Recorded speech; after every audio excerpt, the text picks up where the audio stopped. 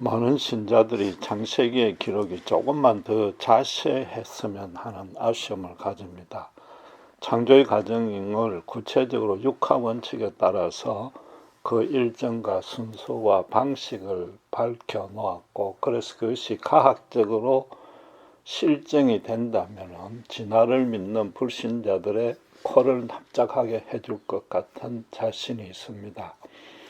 에덴 동산이 어디에 있었는지 정확히 진술되어 있고, 선악과 나무가 남아있고, 또 가죽옷, 본문의 가죽옷에 유물과 에덴 동산의 유적이 발굴된다고 한번 상상을 해보십시오. 그 얼마나 신이 나는 일입니까? 불신자의 전도도 훨씬 쉽고, 최소한도 내 자신의 믿음이 흔들림 없이 견고해질 것이라고 기대를 할 수 있지 않습니까? 그러나 이런 생각을 하는 그 동기는 순수합니다.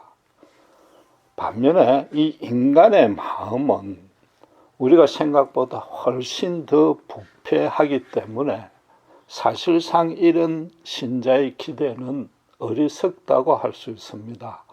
엄밀히 말하면은 그건 가져서는 안 되는 교만이라고까지 말할 수 있는 것입니다. 도무지 이해가 안 되는 극심한 고난을 2번이나 욥은 거푸당했습니다. 그는 믿음이 아주 신실했기 때문에 모든 자식이 졸지에 다 죽었는데도 불구하고 생명을 주신 이도 하나님이시기에 생명을 앗아가시는 이도 그분이라고 입술로도 불평하지 아니했습니다. 그렇지만 이건 너무나 비정상적으로 닥친 고통이었습니다. 세상에서 가장 흉악한 죄인도 겪지 않는 그런 고통을 받았기 때문에 하나님이 그렇게 하신 이유만은 알겠다고 하나님과 씨름했습니다. 그러나 하나님은 욥에게 직접 해답하지 아니하고 대신에 100개가량의 질문을 던졌습니다. 그 질문이 고난에 관한 종교적이고 영적인 어떤 원리, 의미와 연관되는 질문이 전혀 아니었습니다. 일상적으로 보고 체험하는 그런 자연의 섭리에 관한 질문만 했는데 욥은 전혀 대답을 할 수 없었습니다. 과학으로 실험하고 인간의 지혜로 분석할 수 있는 대상인 물질계가 운행되는 원리도 인간은 전혀 알지 못한다는 겁니다. 그런 인간이 하늘에서 하나님이 인간사를 주도하시고 특별히 그 인간 내면의 영혼을 세밀하게 다스리는 원리는 더더욱 모른다는 겁니다. 설명해줘도 사실은 이해 못한다는 겁니다. 이처럼 꿀먹은 벙어리가 된 욥이 결국 어떤 고백을 했습니까? 하나님은 무소불능하시고 무슨 경영이든 못 이룰 것이 없습니다. 무지한 말로 깨닫지도 헤아리지도 못한 말을 한 내 자신의 어리석음을 용서해 달라고, 감히 따질 수 없는 그런 교만이었음을 회개한다고 한 겁니다. 한마디로 말해서 하나님은 전지전능하실 뿐 아니라 그 하시는 모든 일이 선합니다라고 고백한 거죠. 그 선한 일에는 하나님만의 이유와 목적이 반드시 있다는 겁니다. 따라서 하나님이 신자에게 가장 먼저, 전부 요구하는 것은 언제 어디서 무슨 일을 하더라도 설령 아무리 이해가 안 되는 일이 생긴다 할지라도 완전하신 하나님 그분만을 전적으로 신뢰하라는 겁니다. 일어난 일이 이해가 되어야, 그것도 긍정적이고 신나야만 하나님을 신뢰할 수 있는 것은 믿음이 전혀 없어도 누구나 가능한 일인 겁니다. 하나님 그분을 가지고 자기 주변에 적응해서 판단을 해야 되는 것이지, 자기 주변에 일어난 일, 그것도 겉의 모습만 가지고 하나님을 판단하는 것은 그건 불신, 믿음이 미숙한 정도가 아니라 불경한 것이요, 심지어 죄까지 될 수 있음을 욥더러 깨달으라는 겁니다. 오해는 마셔야 될 것은 하나님께서 당신이 하시는 일을 인간들어 아예 모르게 하겠다든지 몰라도 된다는 뜻은 아닙니다. 쉽게 말해서 일단 무조건 믿고 보는 믿음이 좋은 믿음이 아니라는 겁니다. 오히려 그 정반대인 것입니다. 만약에 하나님이 일방적이고 독선적이고 무조건 믿으라는 것, 시쳇말로 불통의 하나님이라면은 당신을 계시해서 인간과 교통하려는 이런 성경을 주실 리가 없지 않습니까? 성경을 주셨고, 그래서 성경 안에 창세기, 오늘 본문도 앞뒤 문맥에 비추어서 하나님 그분의 성품과 성경 전체에 나타난 하나님의 통치 원리를 추적해 들어가다 보면은 하나님 그분을 충분하고도 완전하게 알 수 있습니다.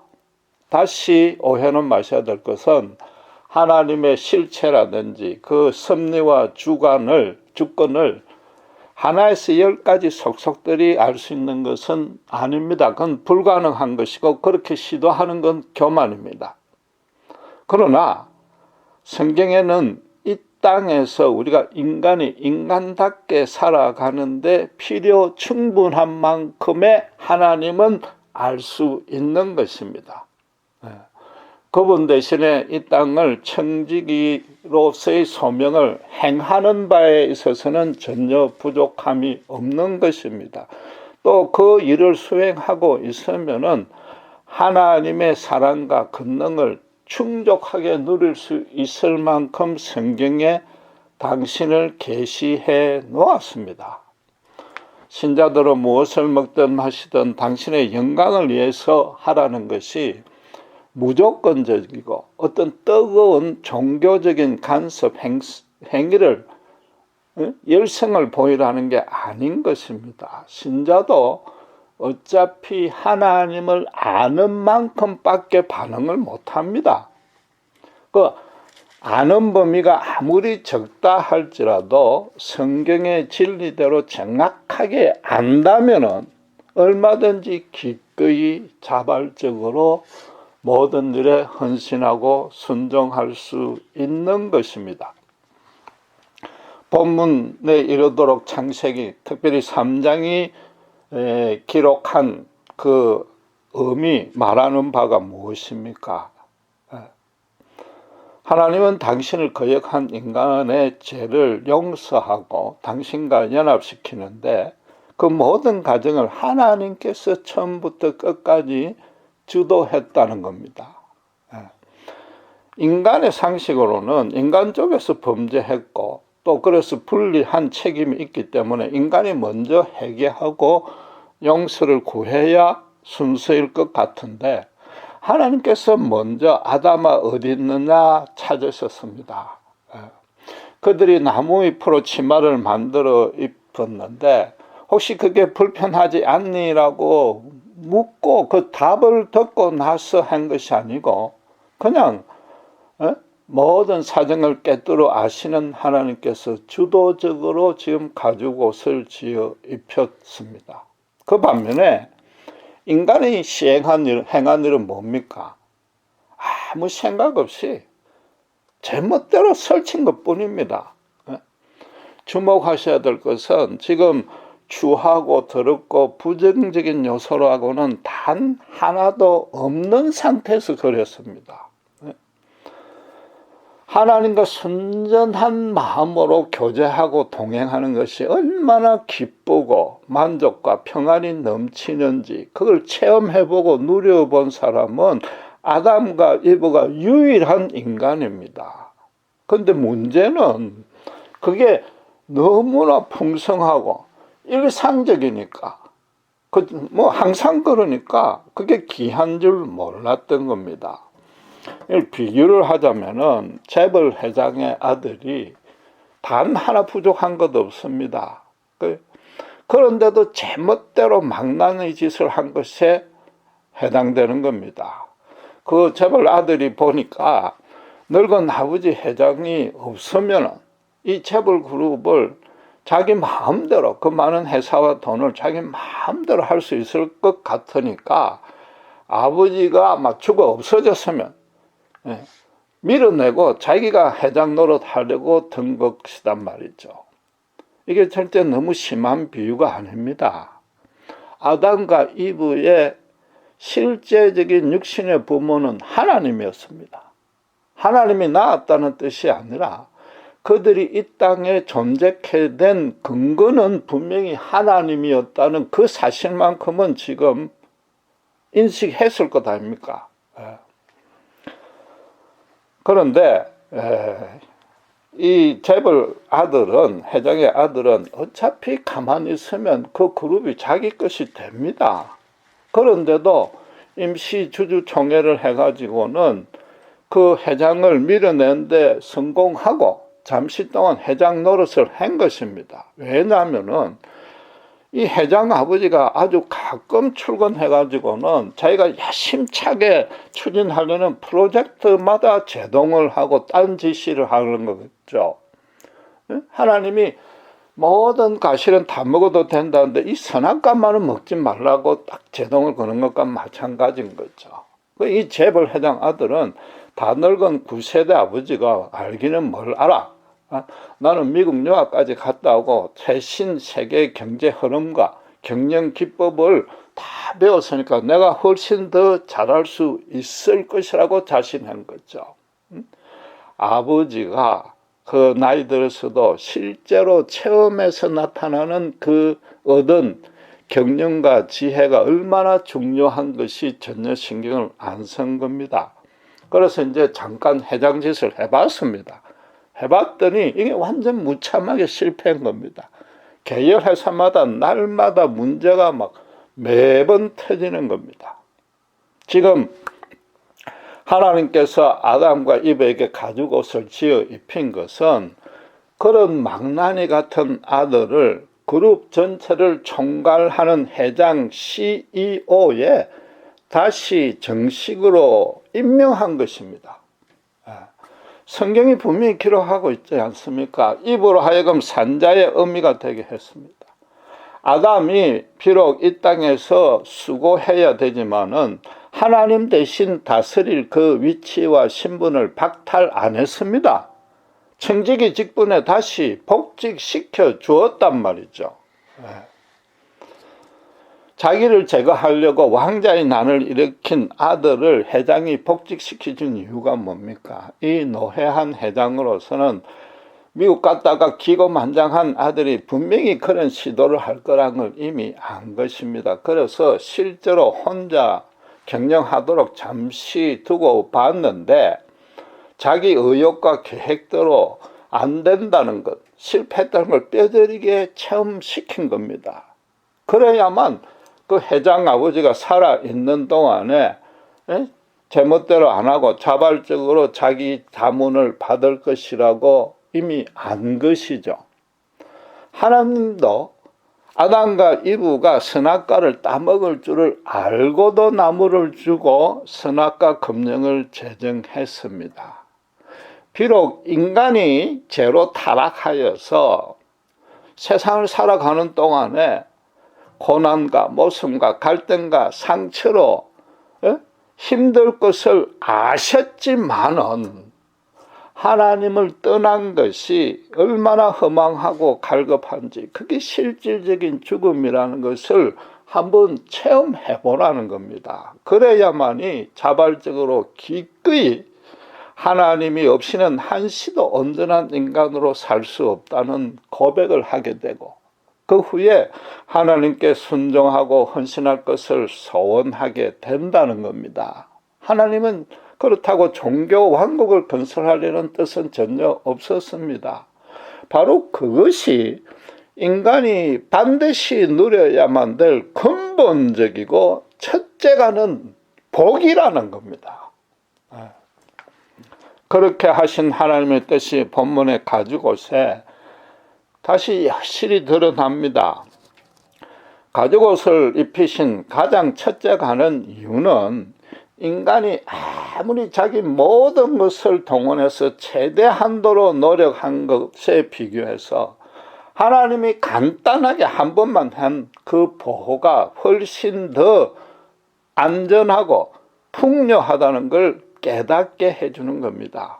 창세기 1장 4절, 14절에 하나님은 큰 강명과 작은 강명을 만든 후에 사시와 일자와 연한을 제정했습니다. 쉽게 말해서 사계절을 생기게 만든 것이죠. 그래서 그 만드신 뜻에 비추면은 아담과 이브를 창조한 것은 추측건대 새 생명이 태동하는 봄이었을 겁니다. 그 다음에 에덴 동산에서 하나님과 순전한 교제와 동행을 하는 기쁨을 누린 것은 여름이었을 겁니다. 선악과 검증이 뭐라고 이야기합니까? 모든 실과는 다 먹어도 이것만 먹지 말라고 그랬습니다. 그럼 모든 실과가 있는 거는 그 검증이 효력이 있으려면 여름이었단 말이죠. 네. 지금 인간이 그렇게 풍성하고 인간 스스로의 능력으로는 도무지 만들 수 없는 그 은혜가 넘치는 낙원에서 하나님을 밀어낸 겁니다. 범죄한 겁니다. 그럼에도 지금 이제 곧 서늘한 가을이 올 것이고 춥다 추운 겨울이 올 것입니다. 또 비록 상징적인 뜻이지만은 땅에서 가시덤불과 엉겅퀴가 나올 것이니까 나무의 풀어는 못 견딘단 말이죠. 그래서 이 가죽옷은 필수적이었던 겁니다. 그런데 본문에서 정작 주목할 것은 가죽옷을 입힌 그 시점입니다. 하나님은 당신을 거역한 죄를 원상으로 회복시키는 과정을 지금 진행하고 있는데 맨 마지막에 이 가죽옷을 입혔단 말이죠. 먼저 말로 야단을 쳤습니다. 누차 강조한 대로 창조할 때 제정하신 그 목적과 의미를 재확인시킨 겁니다. 그 후에 그들의 죄를 대속시킬 양을 죽인 것입니다. 이때 하나님의 실체가 나타난 건 아니고 천사의 모습으로 사람의 모습으로 하나님이 현현했을 겁니다. 양을 죽여야 되니까.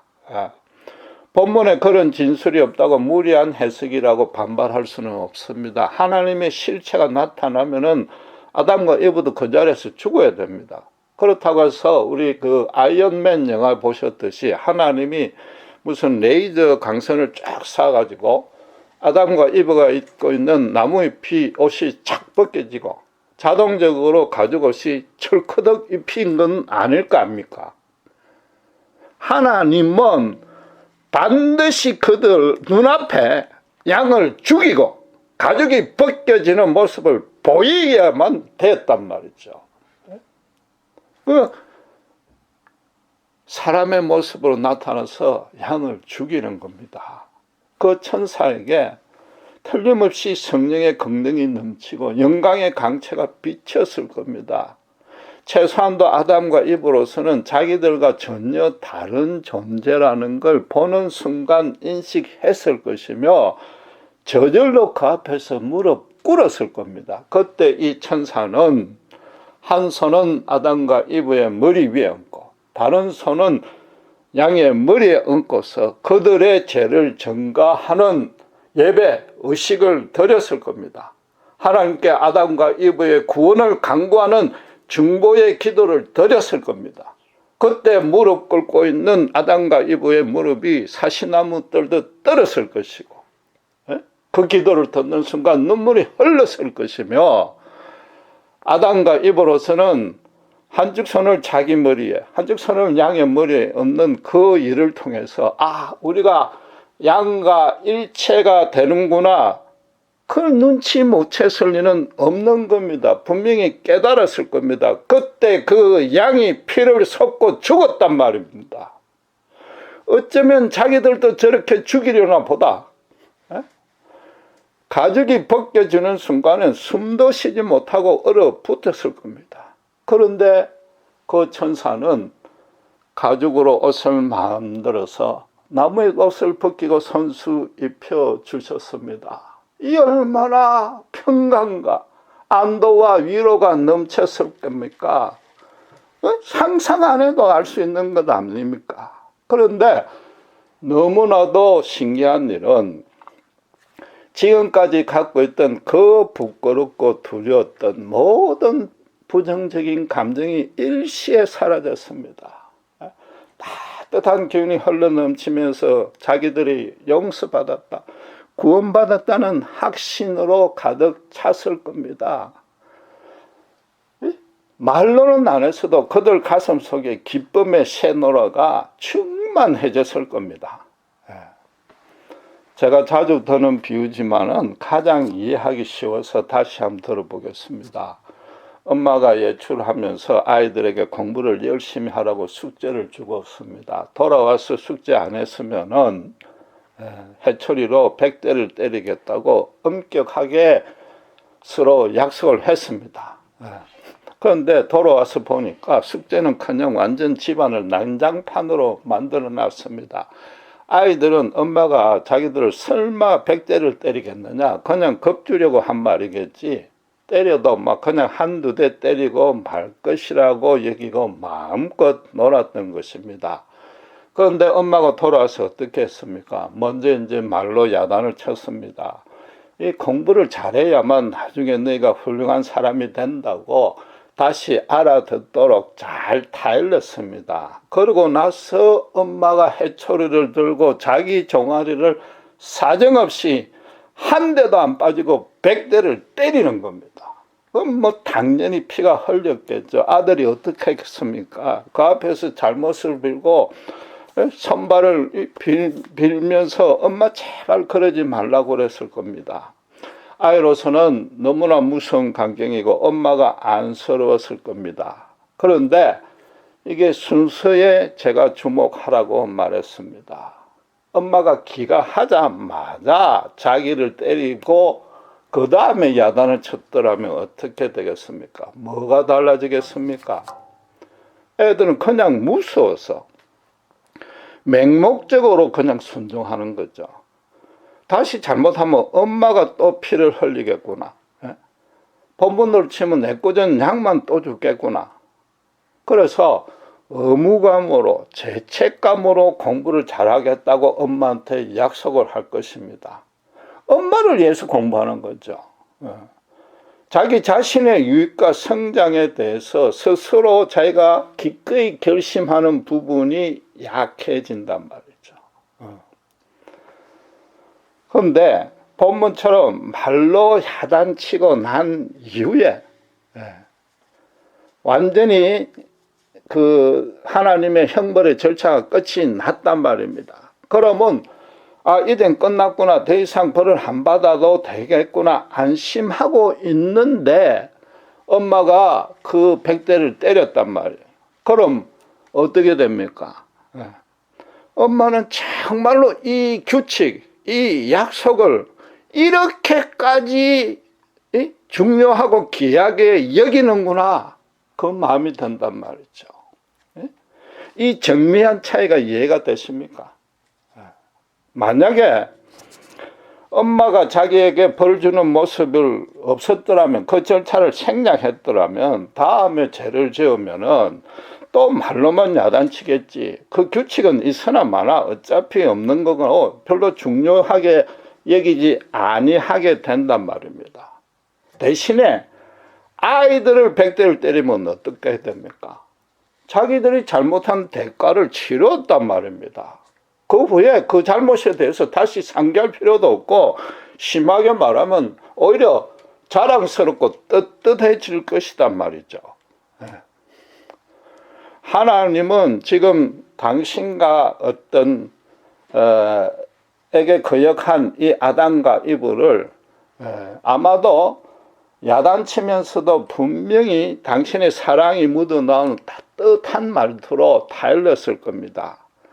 하나님이 하시는 말씀 그 자체는 따로 보장이 필요 없습니다. 권능이 있습니다. 말하자면 당신과의 관계를 보관하는 절차를 이미 완전히 완료했단 말입니다. 아담과 이브는 안심하고 있는데 다시 양을 죽였단 말이에요. 이 선악과 검령을 그대로 하나님이 실천했단 말입니다. 하나님이 이 선악과 검령을 얼마나 중요하게 여기는지, 그게 인간에게 얼마나 필요한지 그들 내리에 완전히 각인이 됐을 거 아닙니까? 항상 모든 중요한 것은 맨 마지막 결론이 있습니다. 여러분, 성경을 읽을 때도 결론에 주목을 해야 됩니다. 정말로 지금 하나님께서 이 아담과 이브에게 진짜로 알게 하고 싶은 것, 깨닫고 하고 싶은 메시지가 뭐냔 말이죠. 하나님은 지금 그들에게 음악에 야단치는 게 절대 목적이 아니단 말이죠. 하나님은 당신을 절대로 떠나지 말라. 그건 실패를 넘어서 바로 이런 죽음이다. 그걸 그들에게 다시 완전히 각인시키고 싶은 거죠. 양이 죽음으로써, 양이 죽는 그 자체가 아담과 이브는 자기들이 받을 유익이단 말이에요. 선악과 검령은 정말로 생명과 죽음이 나누어지는 약속이구나, 계명이구나. 선악과 검령은 구원이자 동시에 심판이구나. 그걸 절감하게 되는 거죠.